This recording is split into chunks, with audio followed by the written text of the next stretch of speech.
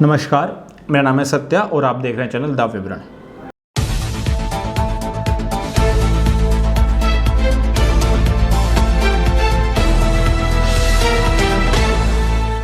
भारत में तीसरे चरण का लॉकडाउन 17 मई को समाप्त हो रहा है। अब लॉकडाउन आगे बढ़ाया जाए या नहीं बढ़ाया जाए, इस सिलसिले में प्रधानमंत्री मोदी ने सभी सीएम से, जितने भी देश के राज्यों के मुख्यमंत्री से एक बैठक की और इस बैठक के बाद ये निष्कर्ष निकला कि उन्होंने सभी मुख्यमंत्रियों से एक रिपोर्ट मांगी अपने अपने राज्य की कि लॉकडाउन बढ़ाया जाए तो किन शर्तों पर बढ़ाया जाए। ये रिपोर्ट देने का समय तय किया गया है 17 मई का। इसी सिलसिले में दिल्ली के मुख्यमंत्री अरविंद केजरीवाल ने लोगों से सजेशंस मांगे। उन्होंने कहा कि वो अपनी राय कि किस तरह लॉकडाउन होना चाहिए, बढ़ना चाहिए और किस किस चीज़ों पर लॉकडाउन होना चाहिए और किस किस चीज़ों पर नहीं होना चाहिए, व्हाट्सएप के द्वारा उनको भेज सकते हैं। दिनांक 14 मई को दिल्ली के स्वास्थ्य मंत्री सत्येंद्र जैन जी ने एक प्रेस कॉन्फ्रेंस करी और उन्होंने सवालों का जवाब दिया। आइए आपको प्रेस कॉन्फ्रेंस दिखाते हैं। कल कुल 9 डेथ जुड़ी है, जिसको मिलाकर अभी तक कुल 115 डेथ हुई है। और मैं फिर से बता देता हूँ कि जो हमने 3 दिन पहले आदेश दिए सभी अस्पतालों को, ये सब अपनी डेथ समझी, जितने भी डेथ केस है सबके भेजे, तो सब आ रही है। तो वो एक दिन के नहीं, ये एडअप हो गया। अब तक कुल मिलाकर 115 डेथ। यानी सर आपने सभी अस्पतालों को आपने इसीलिए सब बोला है क्योंकि जो डेथ को लेके जो आपने नहीं, देखिए हॉस्पिटल मैंने आपको पहले ही बताया था, कोई भी डेथ होती है ना, आप देखिए 4 डेथ हुई तो आप पूछेंगे नहीं कि किसका नाम था, नाम बताइए, उम्र बताइए, उसकी कहते हैं क्या बीमारियां थी, सब कुछ पूछना पड़ता है। डेथ सर्टिफिकेट के बिना तो मतलब कोई रिकॉर्डिंग नहीं मिल सकता ना।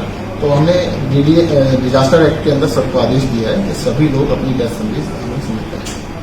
सर, डीएम ऑफिस में जो संक्रमण के मामले हैं वो लगातार बढ़ रहे हैं। कल भी नई दिल्ली ऑफिस से आए कि सिविल डिफेंस के स्टाफ हो गया, उसको लेके कुछ एक्स्ट्रा प्लान है? देखिए मैंने आपको बताया था पहले भी कि जो ये फ्रंटलाइन वर्कर्स हैं, अभी पीछे 2 महीने से लॉकडाउन था तो ज्यादातर सरकारी ऑफिस बंद थे, परंतु ये दिनों बाद काम कर रहे थे। तो जब फ्रंट में आके काम कर रहे थे तो चांस भी बढ़ जाए।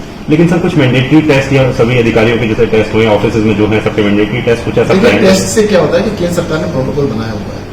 अगर आप मैंडेटरी टेस्ट ऐसे कराते हैं तो पता लगा 1 लाख टेस्ट कराया उसमें कोई भी नहीं मिला, तो लॉजिक नहीं बनता है। उनका पूरे सेट क्राइटेरिया और क्राइटेरिया टेस्ट किए जाते हैं। उसका तरीका यही होता है, रैपिड टेस्ट है। और रैपिड टेस्ट अभी केंद्र सरकार ने अलाउ नहीं किया। जब अलाउ करेंगे तब करेंगे, जल्द से जल्द करेंगे।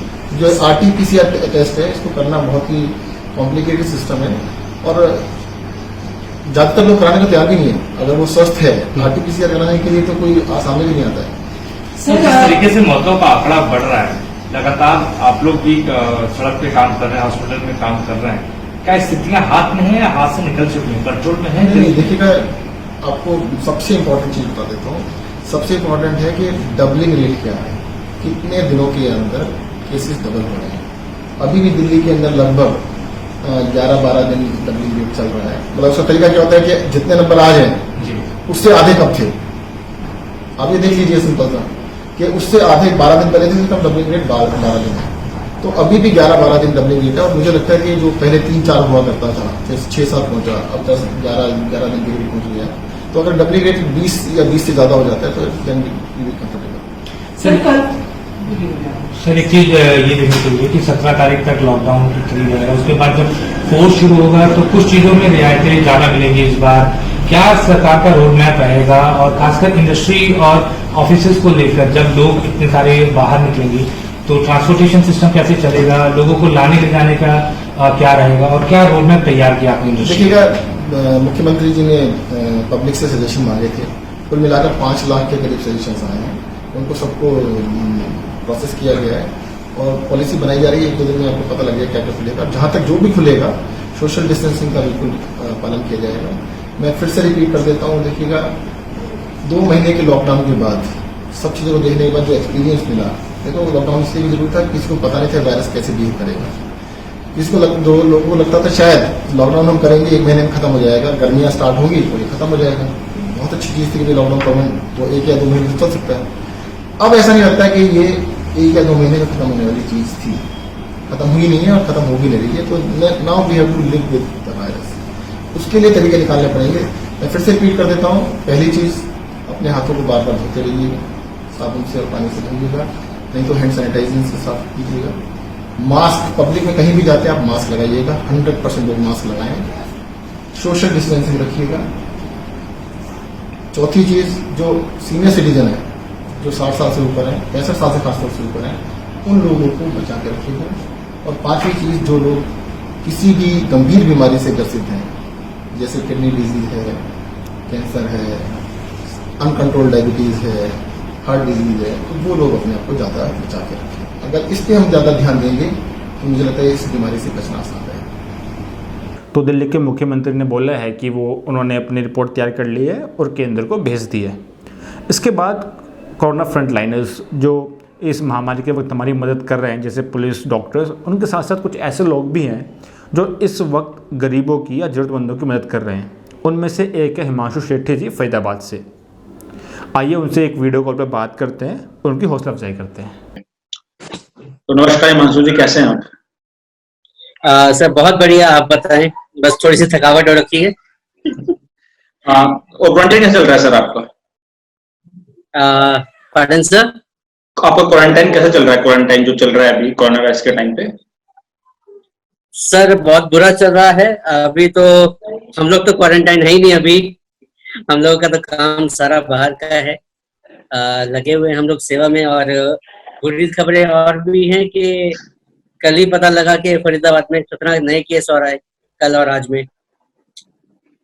जैसे सर आप फरीदाबाद में रहते हैं, तो थोड़ा सा आप मुझे फरीदाबाद रेड जोन में, समय पता है फरीदाबाद रेड जोन में, तो थोड़ा सा वहाँ का हालात बताएं कि हॉस्पिटल्स कैसे हैं, हॉस्पिटल में कैसा काम करा जा रहा है, और कितने हॉस्पिटल्स हैं, कितने क्वारंटाइन सेंटर्स हैं, और क्या आपको लग रहा है कि जो क्वारंटाइन दिया गया है, लॉकडाउन है, तो उसका कितना हद तक सही पालन किया जा रहा है, नहीं किया जा रहा, थोड़ा उसके बारे में बताएंगे थोड़ा सा।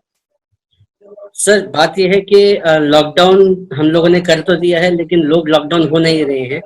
थोड़ी सी हमारी सरकार की तरफ से भी लीनियंसी बरत रही है, जिसका लोग नाजायज फायदा उठा रहे हैं। मार्केट में जाते हैं तो पता लगता है कि काफी ज्यादा लोग मार्केट में आ चुके हैं। तो लोगों से यही आग्रह है कि मार्केट में ना जाएं। अगर कुछ सामान जरूरी खरीदना भी है तो पूरी फैमिली ना जाए और एक ही बंदा जाए और सामान लेकर के आए।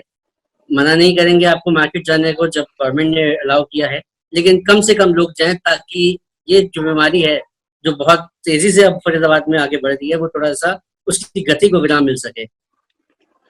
अच्छा, अगर हिमांशु जी बात करें पिछले कुछ समय की, तो आपने देखा ठेके खोल दिए गए और जब से खुले तो एक हाइक देखने को मिली है बहुत ज्यादा केसेस के अंदर। तो आपको क्या लगता है कि इससे फरीदाबाद में कुछ असर पड़ा है इसका, या उससे कुछ नंबर ऑफ केसेस बढ़े हैं, या फिर इसका फरीदाबाद पर कोई खास असर नहीं पड़ा है?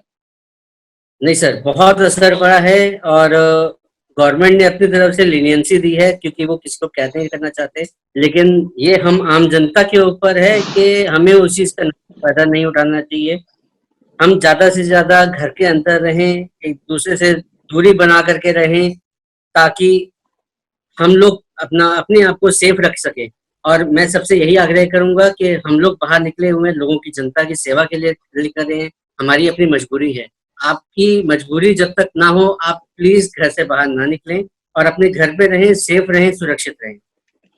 अच्छा हिमांशु, जैसे हम कोरोना फ्रंटलाइनर्स की बात करें, हमारे पुलिस वाले आगे, हमारे डॉक्टर्स आगे, जो इस वक्त डटे हुए हैं कोरोना के टाइम पर इस महामारी से लड़ने के लिए, वहीं पर कुछ आप जैसे लोग भी हैं जो इस वक्त लोगों की मदद कर रहे हैं आगे बढ़ के, तो उसके बारे में थोड़ा सा बताएं। पहले आप थोड़ा सा अपने बारे में बताएं, जैसे कि हमारे दर्शकों को नहीं पता आपके बारे में, थोड़ा सा अपने बारे में बताएं, और फिर अपना आपको कोई एनजीओ है, कोई संगठन है, या फिर आप किस तरह काम कर रहे हो, कैसे आप लोगों की मदद करें, थोड़ा सा उसको विस्तार से बताएं। जी, सबसे पहले मैं अपना परिचय देना चाहता हूँ कि मेरा नाम हिमांशु है। मैं बेसिकली प्रोफेशनली एक एंटरप्रेन्योर हूँ। मेरा अपना बिजनेस है। मैं एक फिल्म प्रोड्यूसर भी हूँ और 2 मूवीज मेरी आ चुकी हैं। आप नीचे बैकग्राउंड में शायद पोस्टर भी देख रहे होंगे।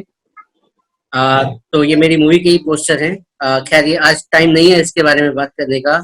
मैं आज एक समाज सेवी के रूप में काम कर रहा हूँ और कोशिश करूंगा कि जितने आम जन आगे बढ़ सकते हैं, आगे आ सकते हैं, लोगों की मदद करने के लिए, वो आए, समाज की सेवा करें, उसके लिए आगे आए। उसके लिए आपको हमारी हेल्प चाहिए, आप हमसे कांटेक्ट कर सकते हैं। सरकार में सर डीसी सर के पास जा सकते हैं, उनसे बात कर सकते हैं।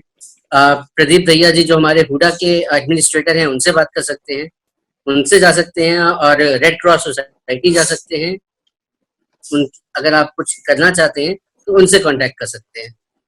तो सर अभी आप एज ए एनजीओ काम कर रहे हैं, आप इंडिविजुअली काम कर रहे हैं, किसी संगठन से जुड़ के काम कर रहे हैं अभी आप? नहीं सर, मैं अभी एक इंडिविजुअल पर्सन की तरह काम कर रहा हूँ। मैंने जब शुरुआत करी थी 1 अप्रैल से सेक्टर 15 सिंह सभा गुरुद्वारा है, वहां पे मैं इंचार्ज था, कोऑर्डिनेटर था कंट्रोल रूम का, जो गुरुद्वारे ने, और एनजीओ जो है हमारी एसएसएफ जो है, नॉट हमारी बेसिकली एसएसएफ कुछ अपनी एक संगठन है, उसके साथ मैं जुड़ा था इनिशियली, लेकिन अभी मैं उनके साथ मिलकर काम नहीं कर रहा, मैं इंडिविजुअली काम कर रहा हूँ। सर बहुत बहुत बधाई आपको ऐसे लोगों की मदद करने के लिए। हम उम्मीद करते हैं कि आप ऐसे मदद करते हैं और लोगों से भी हम उम्मीद करते हैं कि वो भी सामने आए और ऐसे लोगों की मदद करें। एक चीज और सवाल जो मेरे दिमाग में उठ रहा है कि सर जो एक पीपी किट्स हैं या फिर जो हमारे एक सेफ्टी गियर्स है, मास्क, तो आपकी जो टीम है वो इन चीजों को मतलब पहनती है, उपयोग करती है, करते वक्त इन चीजों का ध्यान रखा जाता है, नहीं रखा जाता, वो कुछ भी बांटते वक्त या सहायता करते वक्त? नहीं, बिल्कुल अपनी सेफ्टी भी हम लोग पूरा ध्यान रख रहे हैं, क्योंकि हमसे बहुत लोग जुड़े हुए हैं इस समय पे, और हमें अगर कुछ होता है तो बिल्कुल सही बात है कि उनके ऊपर भी असर पड़ेगा। इसलिए हम लोग अपनी भी सेफ्टी पे ध्यान रखते हुए हम लोग मास्क, अपने ग्लव्स, पीपीई किट पहन करके ही हम लोग को डिस्ट्रीब्यूट करते हैं। विदाउट इसके हम लोग या हम लोग में से जुड़े हुए कोई भी व्यक्ति है वो बिना मास्क, बिना पीपीई किट के नहीं जाते। सर अगर फरीदाबाद के अंदर माने किसी को किसी की हेल्प करनी है या फिर किसी को जरूरत है, तो ऐसा कोई नंबर है, कॉन्टेक्ट डिटेल्स जिससे आप तक पहुंच सके, आप तक उनकी बात पहुंच सके? बिल्कुल, आप मेरे को कांटेक्ट कर सकते हैं। मेरा कांटेक्ट नंबर है 8860194647। आप मेरे फेसबुक पेज पे भी जा सकते हैं हिमांशु सेठी के नाम से, मेरा फेसबुक प्रोफाइल पे भी कांटेक्ट कर सकते हैं, ट्विटर है, इंस्टाग्राम है, इन सब पे मैं अवेलेबल हूँ। हिमांशु सेठी करके सर्च करेंगे आप, बिल्कुल मिल जाएगा मेरा नाम, और नहीं तो आप डायरेक्टली मुझे कांटेक्ट भी कर सकते हैं मेरे फोन नंबर पे।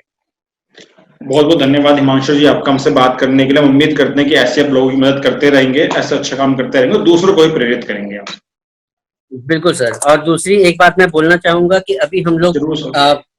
100 जो है सूखे राशन बांटने जा रहे हैं, तो किसी को भी अगर आपके नोन में रिक्वायरमेंट होती है तो मुझे कांटेक्ट कर सकता है, हम लोग उनकी मदद जरूर करेंगे। बहुत अच्छा इनिशिएटिव है सर, और जो आपने नंबर दिया है, जितने भी लोग फरीदाबाद के आसपास के जो हमारे चैनल देख रहे हैं, हम उनसे भी गुजारिश करेंगे कि अगर उनको किसी तरह की मदद करनी है या फिर किसी को किसी तरह की हेल्प चाहिए तो इस नंबर के थ्रू हिमांशु जी से कॉन्टेक्ट कर सकते हैं। बिल्कुल बिल्कुल, ठीक है, थैंक यू सर। ठीक है हिमांशु जी, बहुत बहुत धन्यवाद आपका। बहुत थैंक यू। तो ये थे हिमांशु सेठी जी, और हम अपने दर्शकों से अनुरोध करते हैं कि अगर फरीदाबाद में कोई दर्शक हमारा किसी की मदद करना चाहते हैं तो उनसे कॉन्टैक्ट कर सकते हैं। बाकी अगर कंटेंट पसंद आया तो वीडियो को लाइक करना ना भूलें, अपने राय हमें कमेंट सेक्शन में ज़रूर बताएं और चैनल को सब्सक्राइब भी करें। ये वीडियो देखने के लिए आपका धन्यवाद।